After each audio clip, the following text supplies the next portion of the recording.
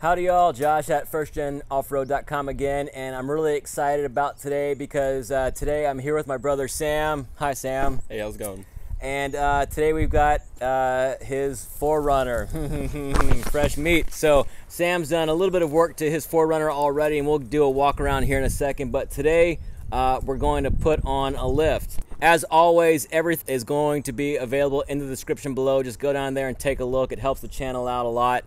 If you need anything for your Sequoia, Tundra, 4Runner, Tacoma, or FJ, please hit us up at firstgenoffroad.com. We'd really appreciate it. As usual, give this video a thumbs up, subscribe, and if you comment, I tried to respond to everyone. It's a 2019 TRD off-road premium. Yeah. I've had it for about 5 months. And you just got back from a trip, right? Is that right? Yeah, I took it out to Big Bend National Park down on the border. And you went down, what trail was it? The Black Gap Trail, Gotcha. bone stock, Yes. performed very well. Okay, so this is before you had any of the modifications? Yeah, I didn't have anything on it at the time. But you have done a few things to it. Just tell me about the bumper you have there. I got a Victory 4x4. It's just a front winch mount bumper. And it looks like? Yeah, I got a little 20-inch single row light bar from Extreme LED. And a winch? Yeah, Smitty built winch, synthetic rope. Yeah, this is stock TRD wheels. They're the equivalent of 31s. They're so it looks like a 265. yeah, 265 70 with 17-inch wheels. Yes. That's also from Victory 4x4 roof rack. That's also from Victory 4x4. That one is a little more complicated. It's bigger. You have to cut the sides with the plastic thing. And but it has these cutout inserts. Got some rigid cube lights in there. Okay, gotcha. And of course it's got the shackle mounts there. You see some shackles there. It's got a place to put a ball hitch. And it has these, which they also sell a spare tire carrier. So if you want to put a swing out tire carrier, then you could add that later down the road if you wanted to. That's pretty sweet. All right, and then let's go look inside if you don't mind. So this thing, this has the crawl control. I like it, man. It's leather. It looks like it's all decked out. Put it in 4 low, push that button, select what your terrain you're on. And so you can select rock, sand, or whatever. Mogul, yeah. Yeah, gotcha. Cool. All right, cool, man. Good. All right, so here's what we've got. So this is the Dobinsons kit that we're installing. We're getting some new rear springs and shocks, and Sam chose to go with red springs and black shocks. So I think that's going to look really, really nice. So with the kit, you get the rear springs, you get the rear shocks.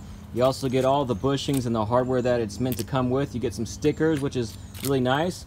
Here are the front coilovers. These are the adjustable kind. I think it's IMS, the IMS adjustable coilovers. So we can use a spanner wrench and just kind of adjust this as needed. So once we get it installed, we'll take a look and see what we think and adjust it accordingly. It's also going to come with a couple of upper control arms. This will allow a more complete suspension extension in the front. It will allow it to align better. I recommend an upper control arm for anything over for any lift over 2 inches. And of course we got more hardware. This is a diff drop that we may or may not install, and more stickers. So we're going to take some measurements and then we'll get going. From the middle of the wheel to the bottom of the fender flare, we're looking at about 19 3/8. It's the middle of the wheel to the bottom of the fender flare.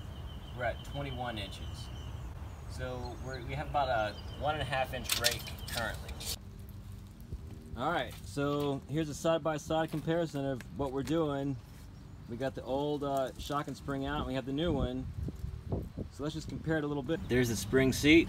We'll count the rings. So on the factory spring, 1, 2, 3, 4, 5, 6, 7, 8, and maybe a half. On the Dobinsons, we got 1, 2, 3, 4, 5, 6, 7, 8, 9, 10, 11, and maybe a quarter there.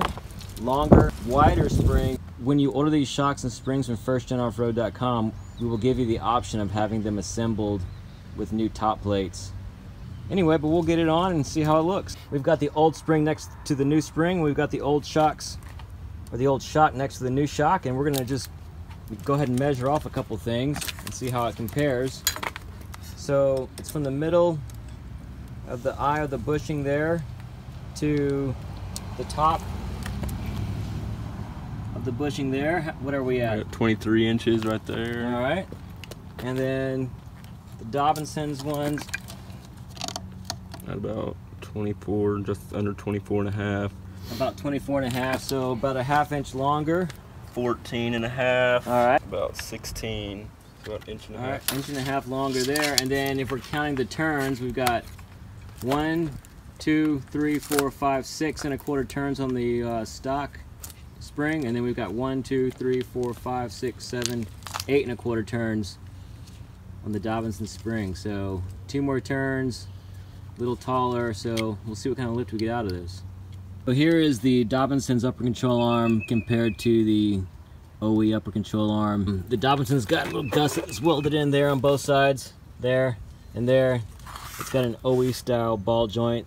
It comes with a castle nut and a cotter pin, and it's got bushings installed already. So yeah, we're gonna get this on. We'll see how it looks. All right, so step 1 is get the car jacked up and get the wheel off.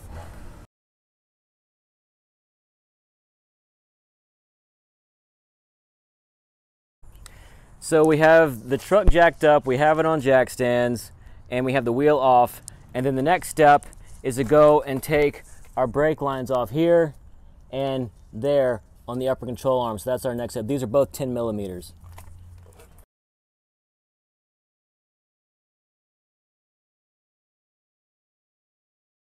We have our brake lines off, and so our next step then is to take the outer tie rod end out there.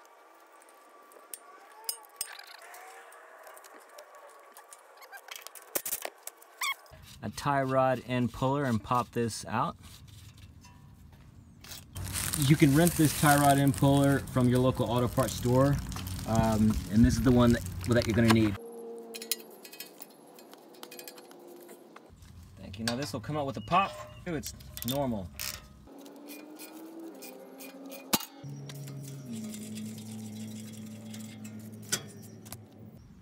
And then the next step is to take this upper ball joint off, and then we'll take the upper control arm off.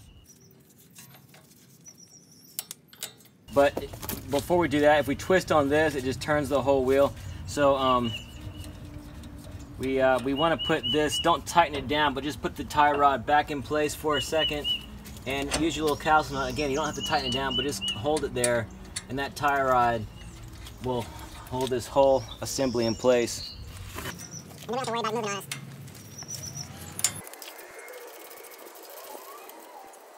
And we're not going to take it all the way off, we're just going to loosen it, so we'll put it back on, because the next step is to use our tie rod and puller again and take this spindle out. I've seen guys take like a 3-pound hammer and bang on it, or whatever. I've never really had any luck with that, so we're just going to use our tie rod and puller. It works perfect.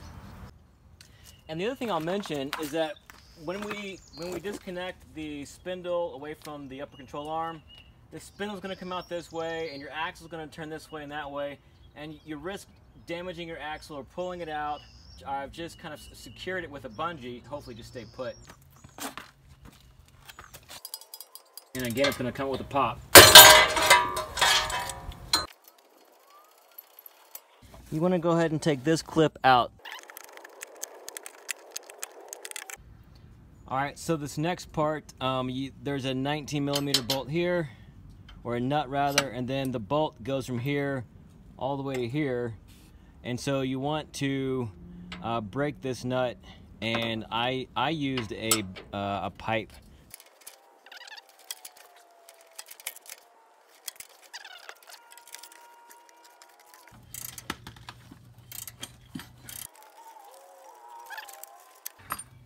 Actually, I don't know.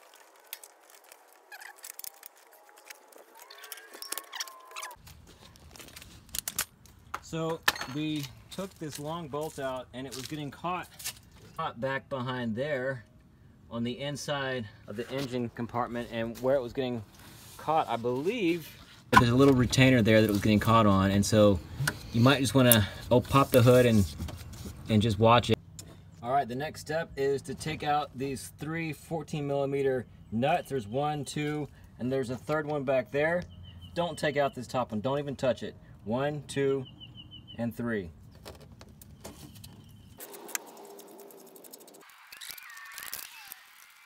Alright, so we got those 3 14 millimeter nuts off. So now it's time to take this bottom bolt out there. That is a 19 millimeter.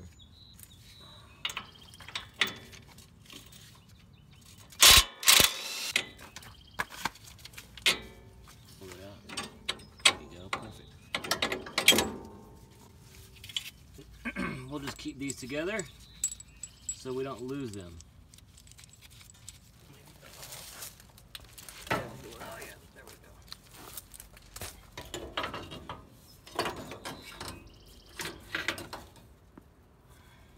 When you put these on, you want to make sure that this little port right here is facing out so you can access it if you need to. Keeps flying like a frickin' retard all the time. I'll get you to pull this out this way, but not too far. But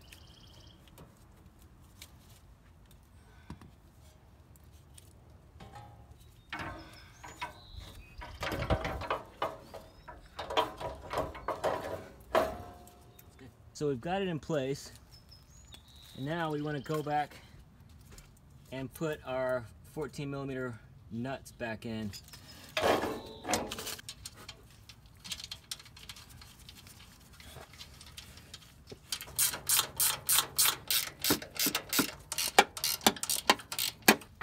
Alright, so we've got those tightened down. Now we can go down back to our bottom bolt and put that back in.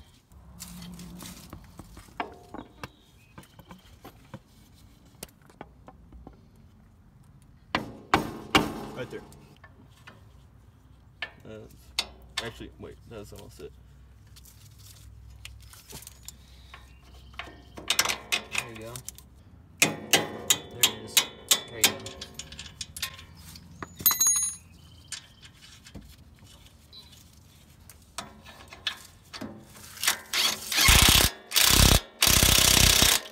And so the next step is to put the upper control arm in, and what we discovered on the other side is that it really helps us to just sort of grease these threads a little bit before you put it on. That helps the bolt slide through just a little bit easier. So we have Sam who's gonna start the bolt on that side, and I'm gonna come around to this side and put the washer in and guide it through where it needs to be. Hang on. Okay. How you doing?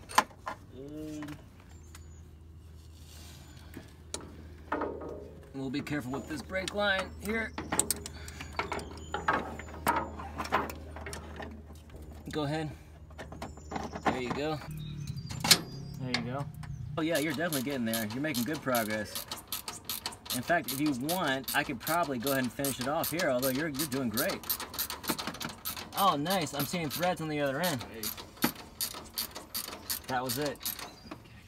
So let me tell you, folks, that took a lot of prayer and petition, but you know, we kept trying and eventually it happened. All right, so we're gonna try and pull the rest of it in from this side. See how that goes. That's maybe the hardest part of this whole job. Next step is to attach the upper ball joint to the spindle.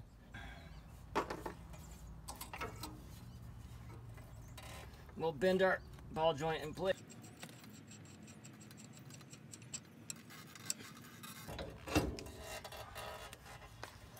To help us out, we're going to put our outer tie rod back in place and just kind of keep the spindle from moving too much. And there we go. And we'll bolt this down once our wheels are on the ground to 83 foot-pounds. And we'll put the new cotter pin in. The other thing we'll want to go ahead and do is put the caps on our upper control arms there.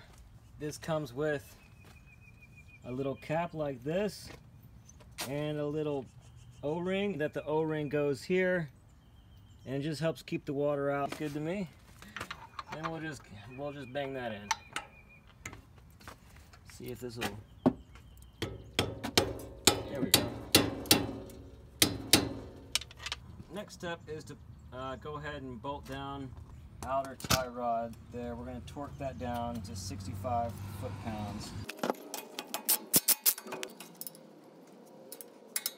And we'll put the cotter pin back in. So Dobinsons gives you hardware to reattach the brake lines.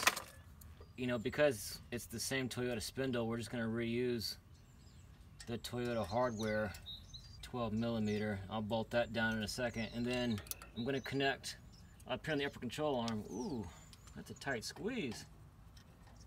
So let's do the top one first. There we go.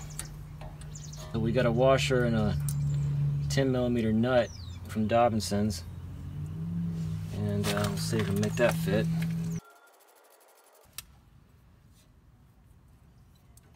And I think it'll fit, but it's just going to barely fit. What I'm going to do is just wait until we get it back on its own 2 feet. That's a tight angle right here, and I don't want to break it. All right, so we have our coilover in place. We have our upper control arms in place. They're attached to the spindle. We have our tie rod in, back together. We don't have our brake lines in because they're putting stress on it, so we're going to wait until we have it down on the wheels with the sway bars attached, with the sway bar links attached, and then we can reattach our ABS line to our spindle there. Now, next step is to put the wheel on.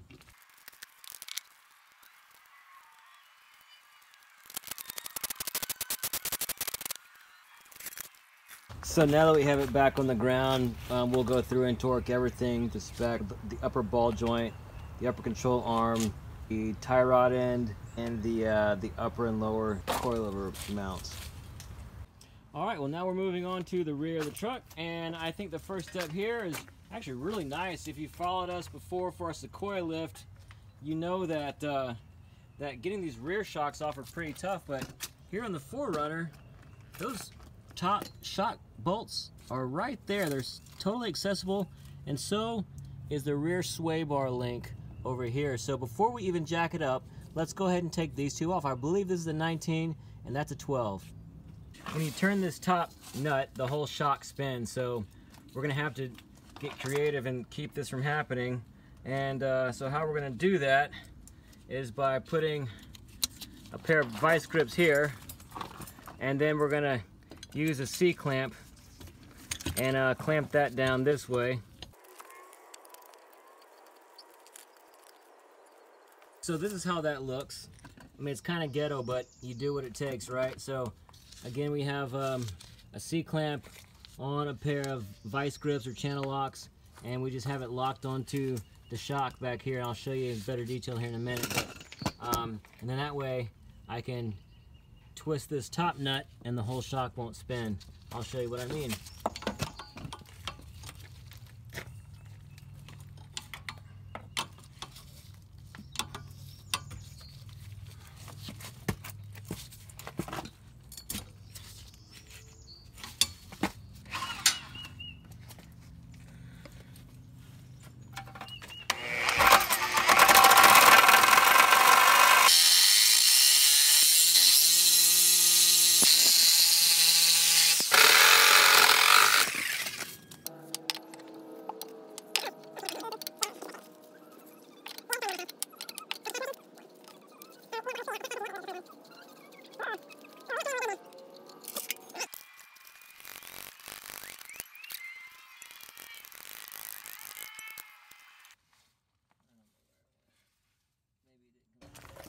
So now that we've got the upper shock mount and the sway bar link off, we can go ahead and jack up the rear end, get it on jack stands, and take off the rear tire.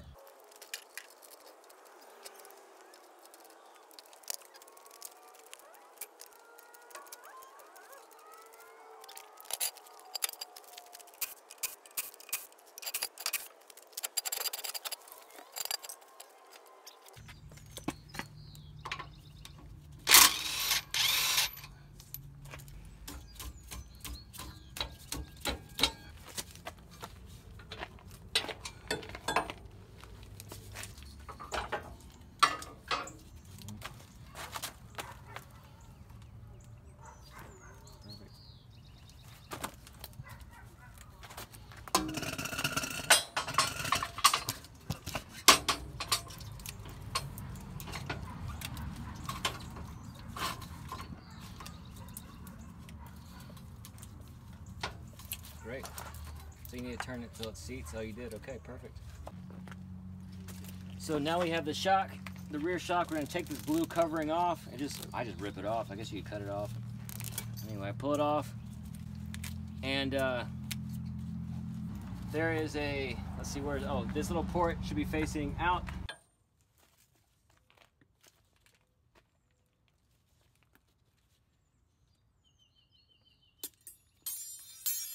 Okay, here we go. We're gonna try and do it as fast as we can, and it's not. So we have the bottom shock mount in place. We're just gonna bolt it down with our 17mm bolt here. All right, so now what we'll do is we will put this washer in first, followed by this bushing that doesn't have the nipple on it. We'll put that one on. Then we'll put the bushing or the washer that has the big hole, convex side up. Then we will aim it to the hole that it needs to be in, which is over here. We're gonna jack up the bottom and guide it. We'll put the rest of it in.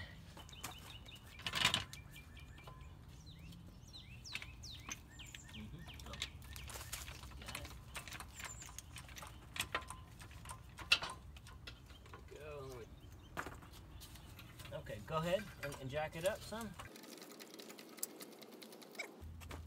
So we'll put this in there, then we'll jack it up some more.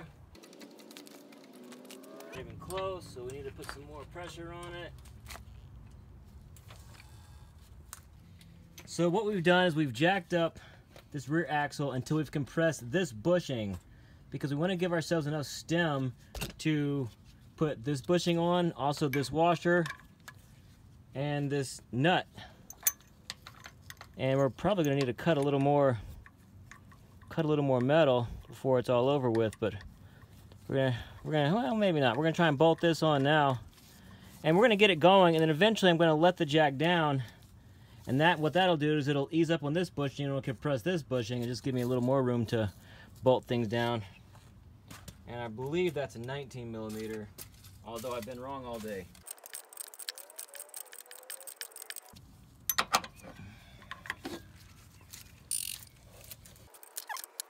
I think if you don't have a ratcheting wrench like this, I wouldn't even do this job. This makes it so much easier, and it'll take you all day long with any other tool. All right, so are you rolling? Rolling. All right, so after the lift, middle of the wheel to bottom of the fender flare, we're about 23.5 inches. So we got about 3.5. Middle of the wheel to the bottom of the fender flare, we're a little over 23. So what do we start, about 2? So we got about 2 in the back. And it's gonna settle a little bit. We're probably gonna end up around 3 and 1.5. Looks good. Yeah, this is Sam's 5th gen 4Runner. If you need anything for your 4Runner, go down to the website, firstindoffroad.com, and check it out. Sam is single, ladies. He's ready to go. He's got a sweet ride. Good job, man.